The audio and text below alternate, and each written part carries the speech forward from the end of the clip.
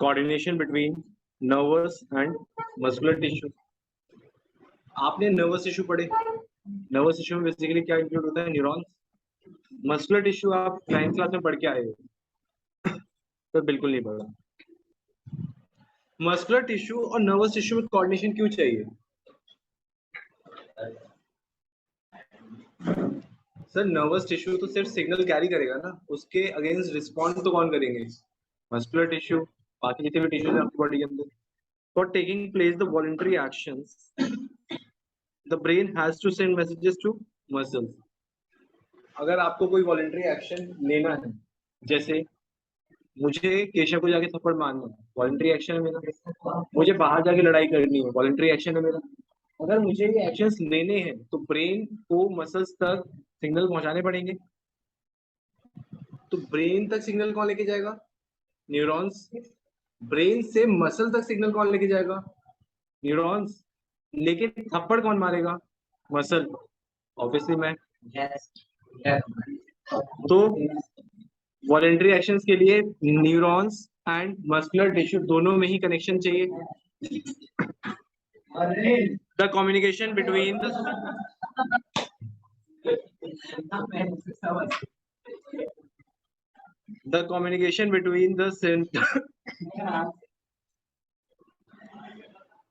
Communication चाहिए किसके बीच में? Central nervous system and the other parts of the body facilitated by the peripheral nervous system. Last class में हमने पढ़ा था सेंट्रल नर्वस सिस्टम में क्या क्या आता है। ब्रेन और स्पाइनल कॉर्ड। ब्रेन से जितनी भी नर्व्स निकलती है उन्हें क्या बोलते हैं? Cranial nerves. स्पाइनल कॉर्ड से जितनी भी नर्व्स निकलती है उन्हें क्या बोलते हैं? Spinal nerves.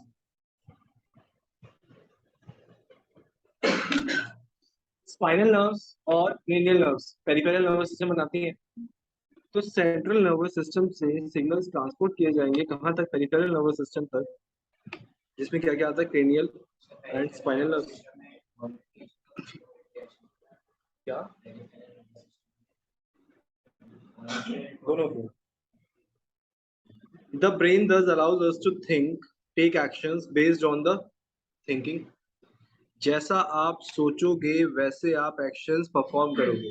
अगर अच्छा सोचोगे तो अच्छे एक्शंस होंगे, अगर लड़ाई का सोचोगे तो बाहर जाके लड़ाई कर लोगे।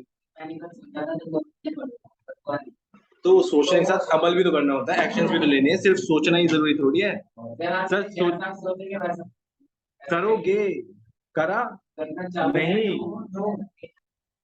तुमने सोचा मैं पढ़ूंगा, अब तुम्हें पता है तुम पढ़ गए बैठ के ऊपर, तो पढ़े तो हो। सर फोन पे इंस्टाग्राम देखूं, मैसेज वैसेज करूं, सर ये भी तो जरूरी है। सुनो sir, based on that thinking कब वो 5 मिनट 5 घंटे बदल जाते हैं पता ही नहीं चलता। तुम्हारी बैटरी नहीं चलती ना, फोन की चलती होगी। चलो सर देखना, दिस इज अकम्प्लिश्ड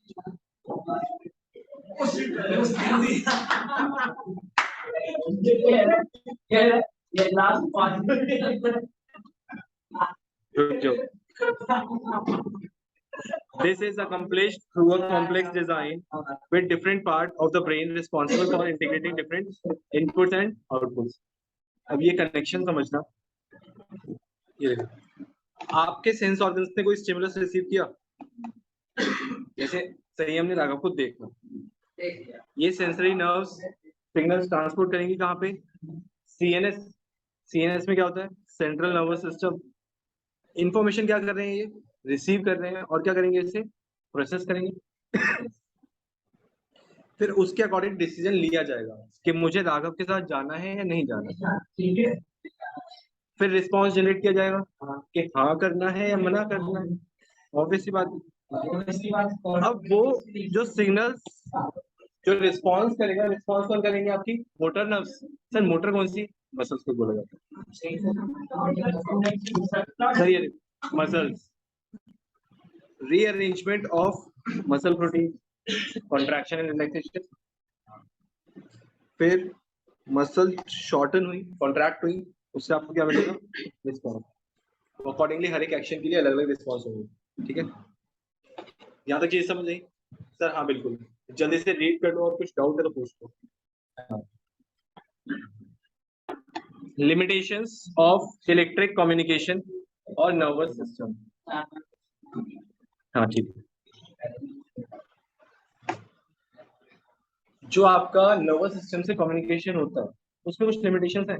जब मैंने आपको न्यूरॉन बताया था तभी बताया था, time consuming process. Electrical impulse will reach only to those cells that are connected by nerves tissue। जहां तक नर्व्स कनेक्टेड हैं वहीं तक सिग्नल जाएंगे।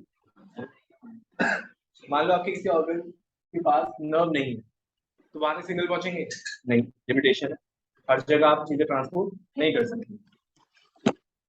जैसे आपके दोस्तों को पता होना चाहिए था कि आपको ट्यूशन के बाद लड़ाई नहीं करनी है, वो सिग्नल पहुंचा ही नहीं वहां तक क्योंकि दिमाग ही नहीं था, ना बताने वाले के पास और ना सुनने वाले के पास। चलो सर ठीक है। After generation and transmission of an electrical impulse the cell takes some time to react. जो आपको reset this mechanism before transmitting another impulse, so cells cannot continually create and transmit impulse।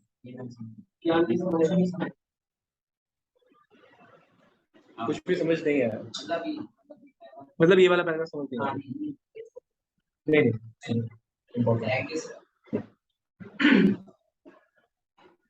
आपके अगर daily test लिए जाए क्या possible है आपके लिए दे पाना? नहीं। अगर आप नर्व से बोलो कि कॉन्टिन्यूसली काम करते जाए, पॉसिबल है उसके लिए? नहीं है, बीच में गैप आएगा। अब पढ़ना, after generation and transmission of an electrical impulse the cell takes some time to reset. एक बार जब उसने इलेक्ट्रिकल सिग्नल जनरेट कर दिया और ट्रांसमिट कर दिया, उसके बाद उसे टाइम चाहिए रीसेट होने के लिए। तुम्हें टेस्ट के पिछले रिजल्ट से उभरने के लिए टाइम चाहिए कि हाँ मेरे पिछले टेस्ट में 0 आए थे, अगले में 0.5 आएंगे, टाइम चाहिए उसके लिए। हाँ सर बिल्कुल। Plants do not have any nervous system. Plants में नर्व्स होती हैं नहीं, तो प्लांट्स में सिग्नल कैसे जाएंगे? प्लांट सिग्नल ट्रांसपोर्ट ही नहीं करेगा। चल बहुत बढ़िया। हाँ वहां के लिए आएगा आपका केमिकल कम्युनिकेशन। आपको नर्वस सिस्टम समझ आया, उसकी लिमिटेशन समझ आई, यहाँ तक कोई प्रॉब्लम नहीं। एक बार जल्दी से लिमिटेशन देख लो और अगर कहीं कोई